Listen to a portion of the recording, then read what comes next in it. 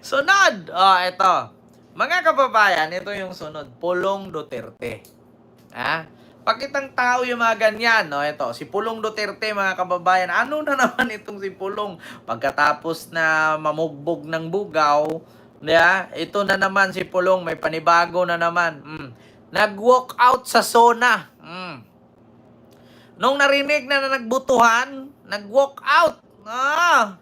Diyos ko. Alam nyo, mga kababayan, hindi na po bago sa amin yan, lalong-lalo na sa mga vlogger, kung sino si Pulong at anong ugali ni Pulong. Bakit? Ang ugali ni Pulong, maskin yung kanyang kalaban na si Migs Nograles, yung babae, yung maganda, kapatid ni Carlo Nograles, yung kalaban ni Digong sa Davao, siya na mismo nagsabi. Kana si Pulong, sabi niya, kana si Pulong, pag nanalo yan, hindi nyo malalapitan yan kasi laging wala yan sa opisina. Kapag manghingi kayo ng tulong, magsulat na lang kayo doon, 1 taon pa yan bago mabasa yung sulat mo, kay wala lagi yan. Pupunta lang yan sa opisina, maglagbok, tas nawawala. Kaya ngayon, ang ginawa niya, mga kababayan, ang ginawa niya, pumunta siya ng Congress kanina. Kasi dadalo nga daw, a-attend, para manood ata ng SONA, tas umalis nung narinig na si Romualdez pa rin ang House Speaker. Nag-walk out. Bakit? Hindi naman ako niwalang nag-walk out yon. Ang sa akin lang, gawain na ni Pulong yan. I-check ninyo dyan sa House of Representative mula nung na-congressman si Pulong noong last 2022 hanggang sa nanalo siya ngayon, kung ilang beses lang yan present dyan. Na ginamit pa nga ni Sara at ni Sulaika yung kwarto ni Pulong dyan sa Congress may kwarto si Pulong dyan sa Congress. Bilangin nyo, hindi aabot 100 beses pumupunta si Pulong dyan sa Congress. Swerte na lang sa 1 taon, may 3, may 2. Pupunta lang yan, mag-log-in, tas uwi. Ito mga kababayan, yung nangyari kanina na nag-walk out. Ito, wait lang mga kababayan. Like po tayo. Share and subscribe. Like po.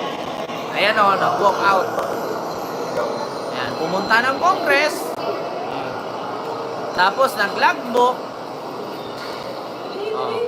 Yan yung gagawin niya. Tapos, walk out. Pong. Tinawag siya.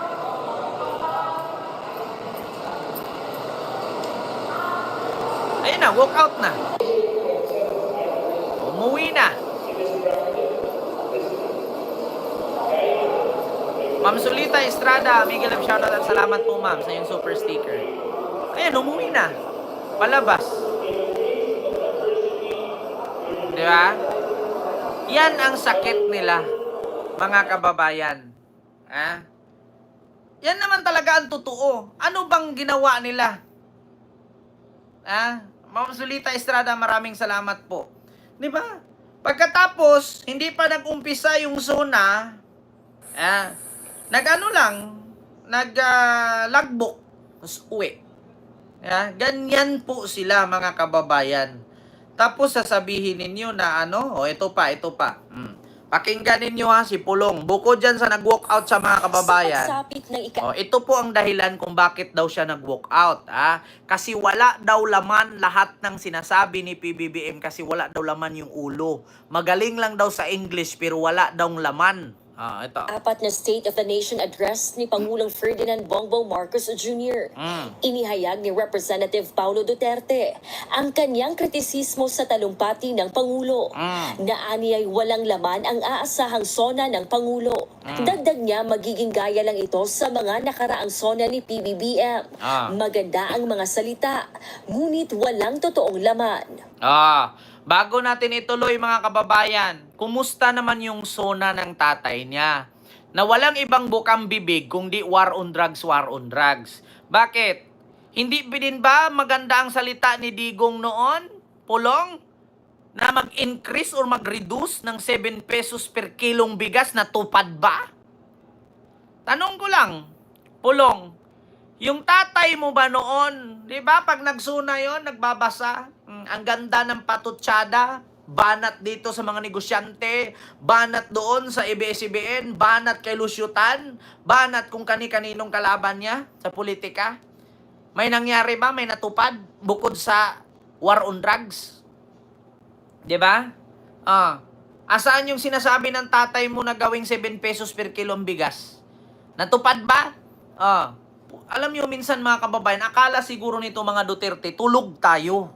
Akala nito mga Duterte, nakapikit tayo at ulyanin tayo. Si Digong lang na tatay ninyo ang ulyanin at mamamatay na. Pero kami mga Pilipino, hanggat buhay kami, hindi namin makakalimutan ang kapalpakan ninyo. Di ba? So expect na to nga maunang new normal, way sulod ang zona. Promise na siguro gyapon. Mo gyapon na. Kanang tawhan na, how draw naman gini English? Kabalo mo ng tao nga tangke ang ulo. Anaon mo ba? Way sulod. Nagbigay rin siya ng pahayag hinggil sa pananaw ng Pangulo sa problema ng pagbaha sa bansa.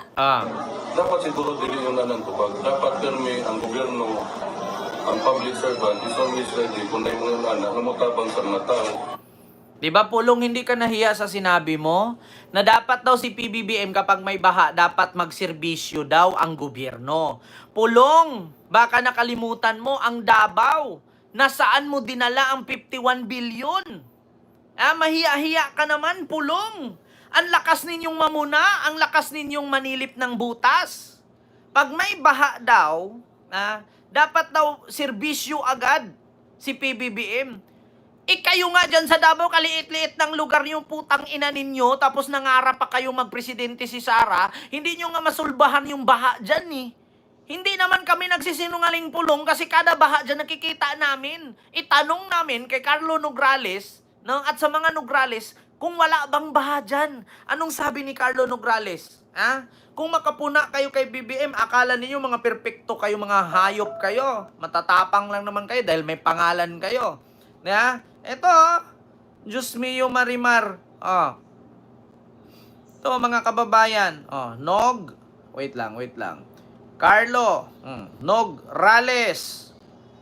Baka nakalimutan mo, Pulong, si PBBM, presidente. Kung bumaha man ang Maynila, hindi po kasalanan ni Marcos yan, kasalanan po yan ng mga mayor dyan. Kung bumaha man ang Mindanao, hindi po kasalanan ni Marcos yan, kasalanan po ninyo yan kasi kayo yung mga public official dyan. Pag dumami ang droga, isisi nyo kay Marcos. Asan ba yung mga mayor dyan? Pag bumaha ang Metro Manila, hindi kasalanan ni Marcos yan, kasalanan ni Isko. Kasi siya ang mayor. Di ba? Ito pa, mga kababayan, pakinggan ninyo.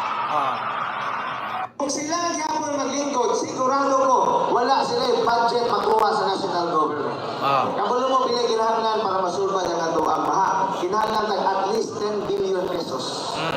Kani puhon, kauban na atong mayor, atong congresswoman, makakuha ng budget para sa flood control na ito. Diba? Kapag sila pa rin daw ang makaupo, pagiging mayor, congressman dyan sa Davao, walang solusyon ang baha dyan. Kasi kailangan ng 10 billion para maresolba yung baha. Pero hindi nyo ba alam, mga kababayan? Continue natin. Kung sila gyapon maglingkod, sigurado ko, wala sila yung budget makuha sa national government. Kapag sila ang uupo, walang budget na makukuha kasi wala nga silang pakialam sa baha. Hindi nyo ba alam, mga kababayan, na nung umupo si Duterte, Davao City po ang may pinakamalaking budget sa baha na kung saan 51 billion po. Nung presidente si Digong, for 6 years. Mas malaki pa sa kay Chis Escudero na 12 billion at 9 billion. Ito Davao. Ito, mga kababayan, 51 billion. Diyos ko po, mga kababayan. Ipakita natin dito. Tapos kung makapuna kayo kay PBBM, akala nyo mga perpekto kayo. Diba? Kaya ang tanong dito, saan mo nilagay? Doon, makikita mo, puro mga flood control projects. Mga drainage. Kasi ito daw, ang according dun sa mga insiders sa ganyang kalakaran, yan daw mga flood control projects, yan yung may pinakamalaking pinagkakakitaan. Kasi bubuksan lang daw konti, yung kalye din isasara na. Then hindi naman makikita physically ng COA yan o kung sino inspector, yung ganon. Kaya ang laki ng kinikitan dyan. No? Doon mo makikita. Tapos sa masama nito, itong nire-report na nagkabaha, doon mismo sa lugar niya. Kaya ano nangyari doon sa flood control projects mo? Kung meron man. So apparently, kaya alam nyo, Christian, di ba ito si Pulong, pasiga-siga ito eh. Maririnig mo, yung kumiri ito, parang siga. Pero simula last week, nung lumbas tong issue na to, not a word, Hindi ko alam kung saan ito nagmumukbok at pinoproblema kung paano siya magpapaliwanag dito. Kami, we're studying already kung anong iba't ibang mga kasong pwedeng i-file dito sa mamang ito. Davao ang may pinakamalaking budget sa flood control na naibigay nung panahong Duterte. Ito ang katotohanan. Administrasyong Duterte ang namahala sa budget allocation, noon na ngayon ay nararanasan natin ang epekto. Bicol River Basin was updated last July 2024 and continuously being improved under the Marcos administration. Ito ay pagtatama ng pagkakamali ng Administrasyong Duterte. No to fake news.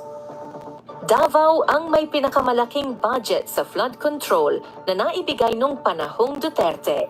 Tapos nagulat kayo, binaha ang Albay, ang Bicol region.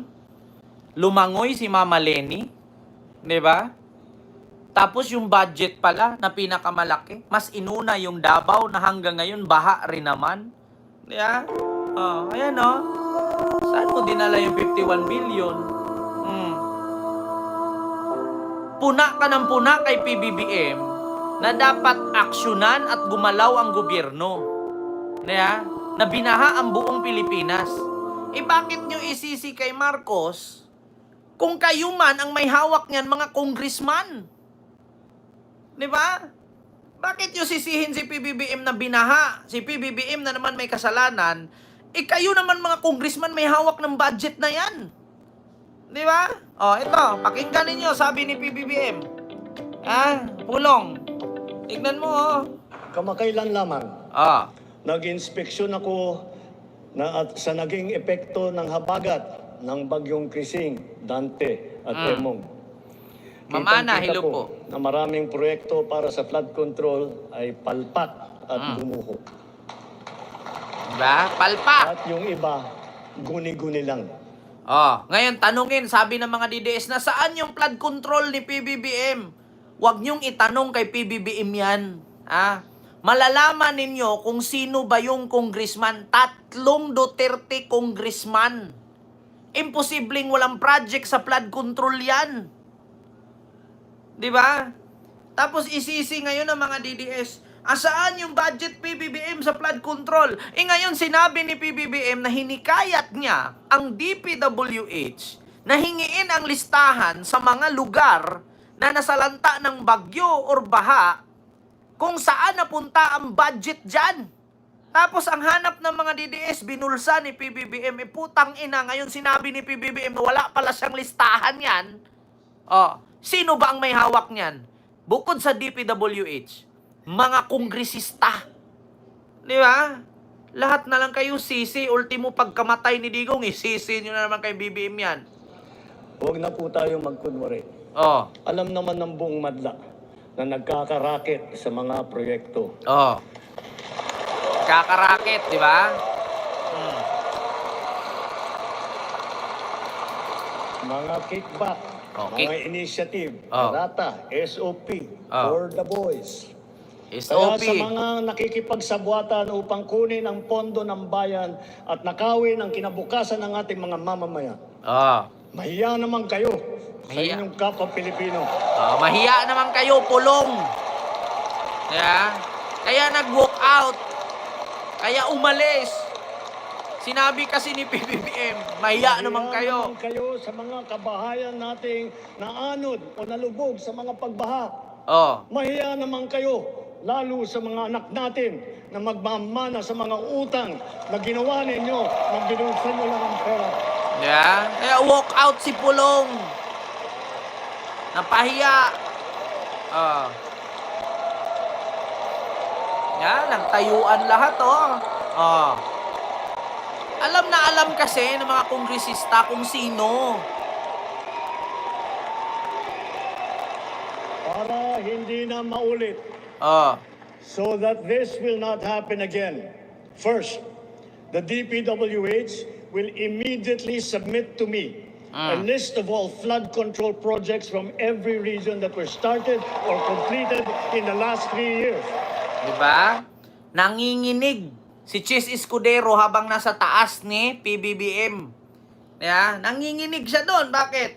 Saan napunta yung 142.7 billion na yan para sa flood control? Yeah? Mahiya naman kayo. Walk out si Pulong. Hindi na kaya. Yeah? Nag-walk out. Ngayon, mga DDS, yung hinahanap ninyong 500 million ba yun or 500 billion na sinasabi niyong flood control na yan? 5,000 flood control project daw. Bakit nyo hahanapin kay Marcos kung si Marcos ay wala palang hawak niyan? Diba mga DDS, maputang ina yung mga fake news kayong hayop kayo? Kaya nag-walk out si Pulong. Umalis. Bakit? Wala walang may pakita Yeah? Walk out. Sunod, ito pa. Second, the Regional Project Monitoring Committee shall examine that list of projects and give a report on those that have been failures, those that were not finished, and those that are alleged to be ghost projects. Mga ghost project daw. And third, we will publish this list. Ipopubliko pa. Nako, malalaman natin kung sino mga congressman sa lugar na yan. Isa sa publiko natin ang listahang ito. Nako po. Kaya ang publiko na saksi sa mga proyektong ito ay malayang suriin ang listahan. At magbahagi ng kanilang nalalaman para makatulong sa ating investigasyon. Nako.